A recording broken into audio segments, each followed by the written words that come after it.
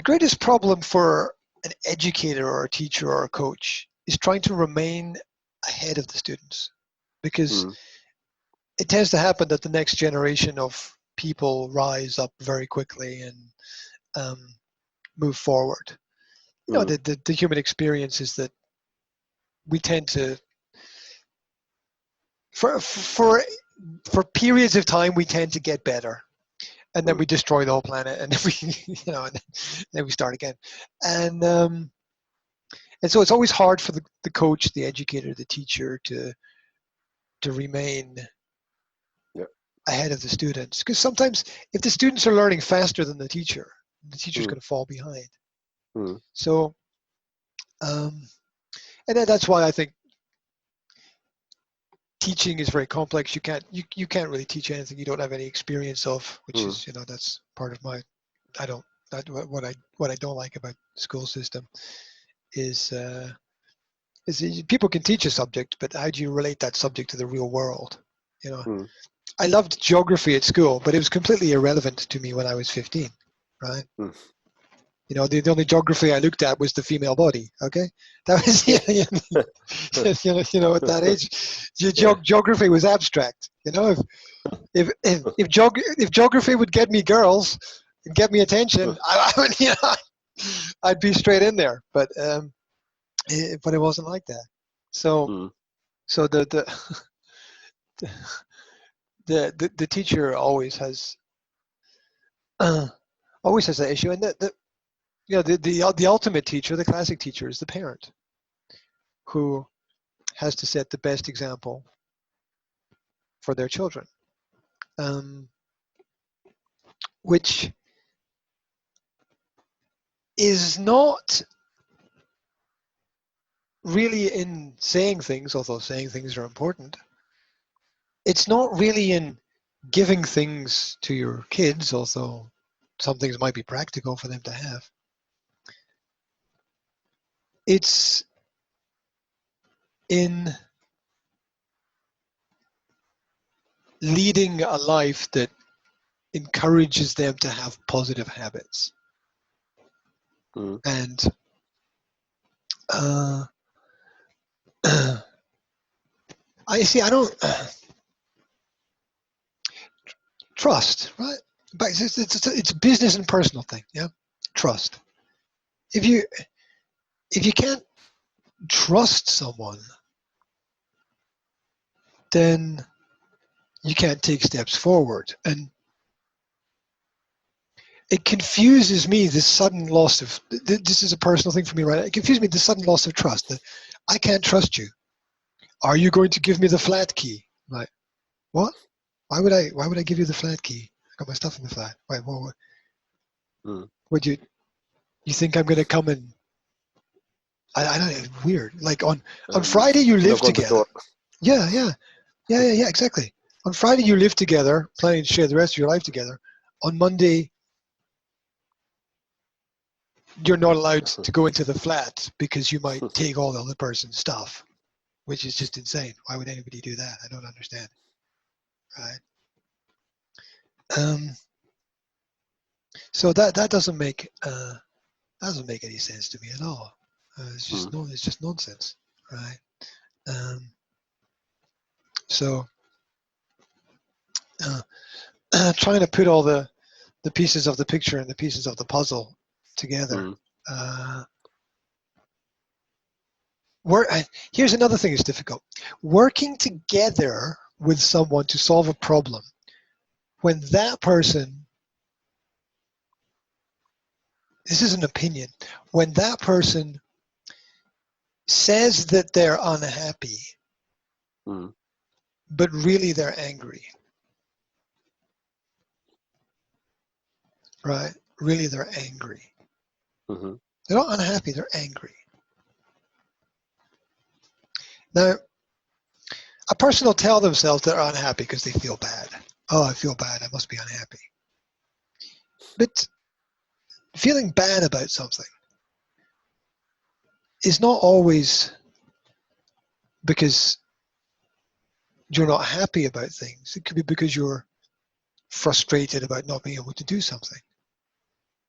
I mean, unhappiness and unhappiness is the happiness or unhappiness is the end point, not the beginning. It's the end point. Happiness is the goal. If we all only did what made us happy. Now it's important to know what makes you happy and to do it, and be practical about it. But if we all only did what made us feel happy, we'd all be shooting ourselves up with heroin or something, right? Because that makes you really happy. Yeah, we'd all be doing some stupid drug or something because that makes you really happy. So obviously, happiness is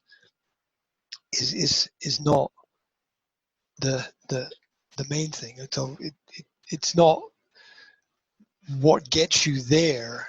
It's the end point that you're pulled towards, or that you wish for. So, when someone says I'm unhappy, that's the result. It's not the cause. Mm-hmm. And a lot of time the cause is anger. Not always, but a lot of time the cause is anger, and then people mistake that. And so when I see my partner like, I want the flat key, I'm like, what? Why are you why are you so angry towards me now? right. Just, if we do want to sit down and have a sort of conversation, and you give your side, I give my side, and we see if we can agree on something. There's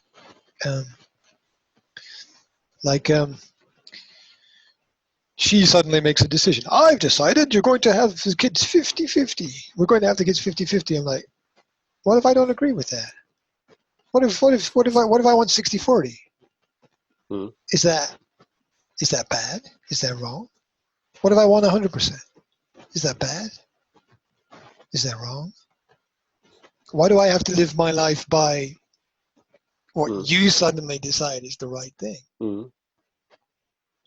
Well, it's the right thing. It's always the right thing. Oh, yeah, okay. I mean, there's no. So finding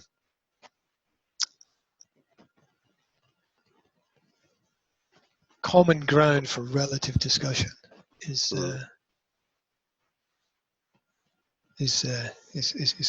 complex. It's complex. Like I have this little bit of resentment against things which I think are not logical. I'm not going to use it against anybody because it is pointless, right? I got a studio. I built a studio in the flat. Yes. It took me a year to build a studio, and it's like, go away, leave your studio. What? What? I have a YouTube channel that I run for my son doing virtual reality stuff. Well, it's the end of that. No studio, no place to do that. It's. I understand you want to change direction. Yeah, but when you're in a car going down a road, you turn the corner like this. Mm-hmm. You don't turn the corner like. Yeah, exactly. Like that, because it's way too fast, and there's an accident. But I'm not in a car. Okay, I understand you're not in a car, but what I'm saying is it's an analogy of of life and all of those things and all those problems. You slow down and you turn gradually in order to make the transition smooth. You don't do it in short, sharp shocks. That's not the way to help anybody. And actually, it's crazy. I don't have a place to live. But if I remember, but you okay? I understood. But now you are at your parents, yeah. Yes, but I can't stay here for more than a couple of days. Can imagine. Okay. Can imagine. So I could stay here 2, maybe 3 days, maybe. Yeah. You are looking for new flight, or I'm not sure maybe what house? to do. Maybe I'm house. not. I don't know what to do at the moment. I mean, it's because it's obviously not.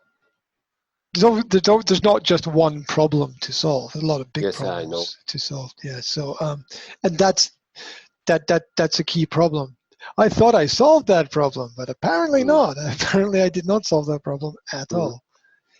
It's amazing how many things that we think we fixed, but they are not fixed at all. We just think they're fixed. So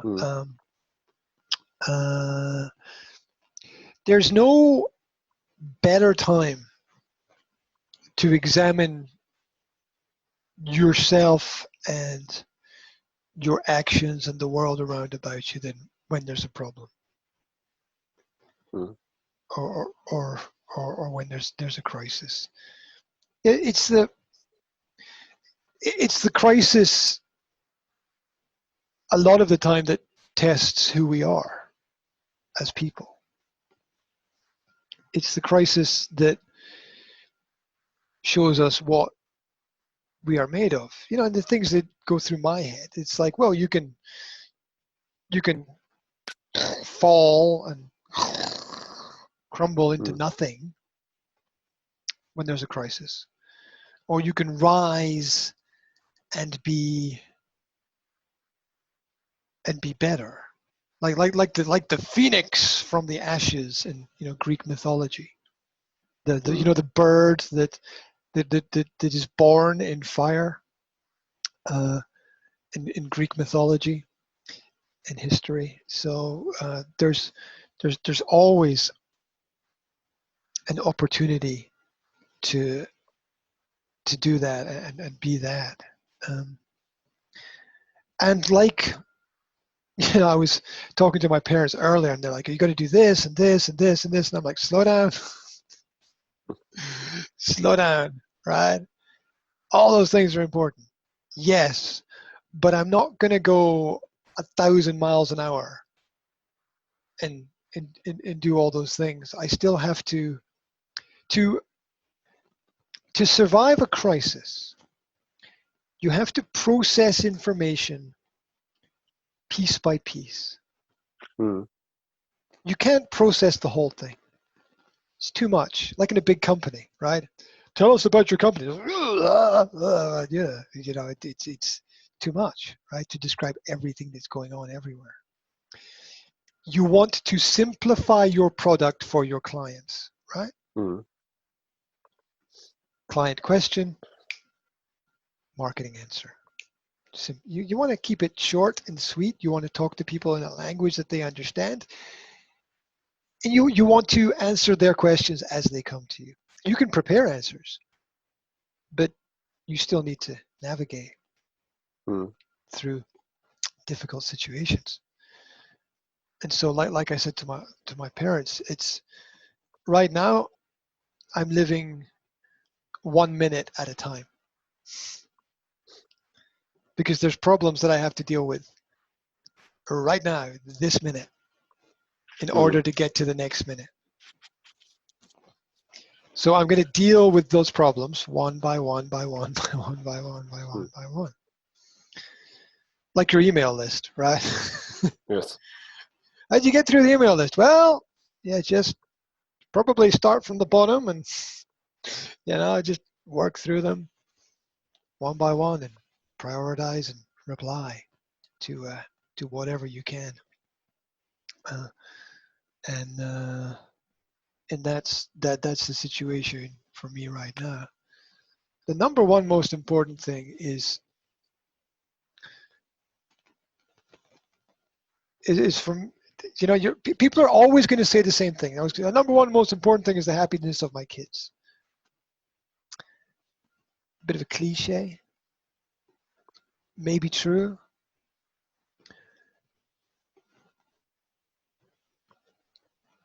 But I think more than that is, I think the happiness is the end point. It's not the process. The process is setting a good example. That's the process. leadership, right? That's the process. If you're a leader, you don't drop a nuke in the middle of everything and just blow it up, right? You carefully plan, strategize, and organize with other people what the necessary steps are to make everything work. Here's what you do. You sit down with your partner and you say, I'm not happy, so I'm going to move away. That's what you say. And we have to work together to minimize impact on children. Yeah, absolutely. Mainly. Yes. Yeah, we have to work together to minimize the impact on the children and make sure this process goes as smoothly as possible. Yes. That's how you do it. You don't just tell the kids, it's over. Because kids can't process that because they don't understand because they're kids, right? Yeah. Yeah, it's a question why. It's a question their whole life why. It's a question their whole life. Why expect the children to understand things the adults can't understand? There's a contradiction. The children will never, if the adults don't understand it, the children will never understand it, really, because it's complicated. And they will forever have to process it. No, if you want to break up, you say, okay, this is the situation. In 2 months or 3 months, like when you're leaving a job, right?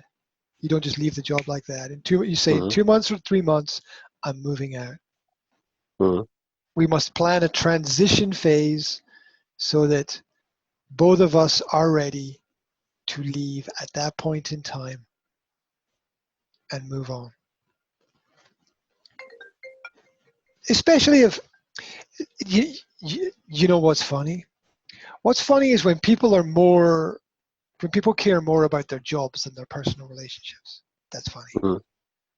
Because they'll do that in the job. They'll be like, okay, we'll give 3 months notice and then you can leave. And everyone's like, oh, it's quite practical, logical, very sensible. The people don't do that in their relationships, do they? They just like, that's it, the end, get out. And that's not,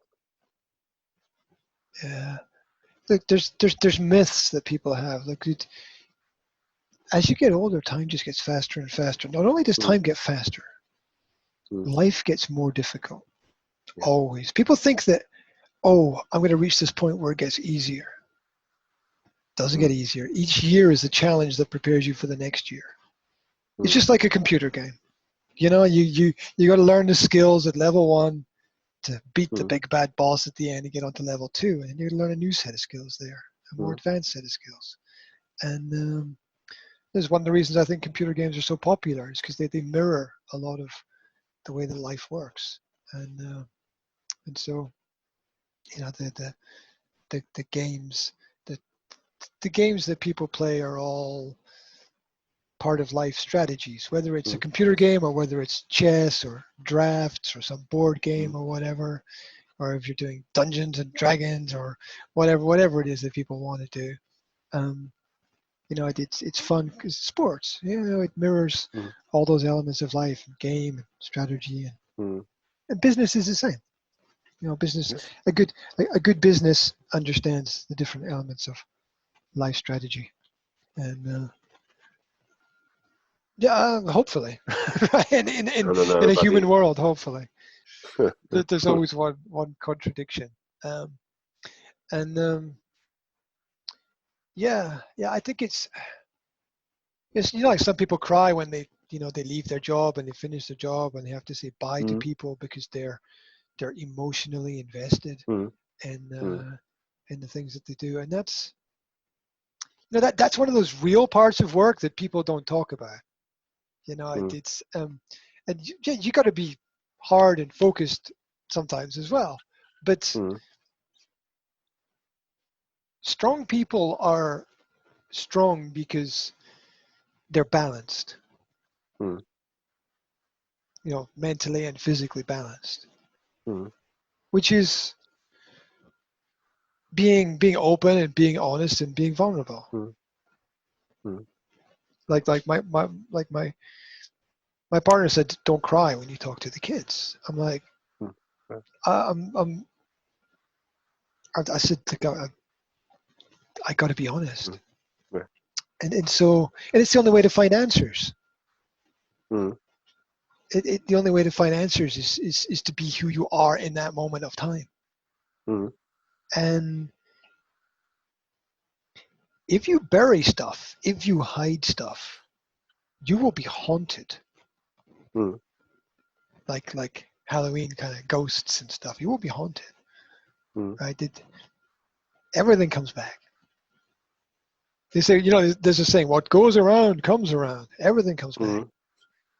I don't know if it's in this life or the next life or whatever, but everything comes back. Everything we do comes back to us.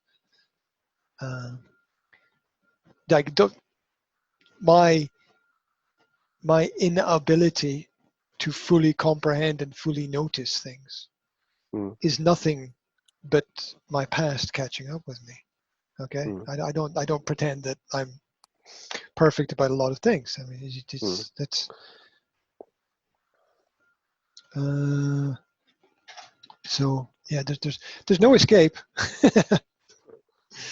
there's not that there should be an escape, but there is no escape. There's just people and their experiences and their lives and trying to do the good things and the right things and turning problems into opportunities. I'm going to do a lot of thinking about how to ensure, and I get your point about it's not possible, and sometimes the more you try to stop something, the more it happens, right? Right. Sometimes the more you try to stop it, the more real it becomes, because you focus on the wrong things. So until the day I die, I am going to try to focus on ensuring that my kids have enough space to make their own mistakes, but that they don't make the same mistakes I did, because they need to learn from my mistakes, not repeat them. Yeah. Well, look, I'm here to, I'm here to do the things that I said. I'm also here to listen and to try to understand. And now very much the ridiculous position of negotiation, right? How do I balance getting the best of everything for everyone and restructuring and rebuilding? Yeah, and there's great examples of that happening out there. Many companies had problems and were restructured and rebuilt and had great success. So I've got to work on those elements and also work on myself at the same time.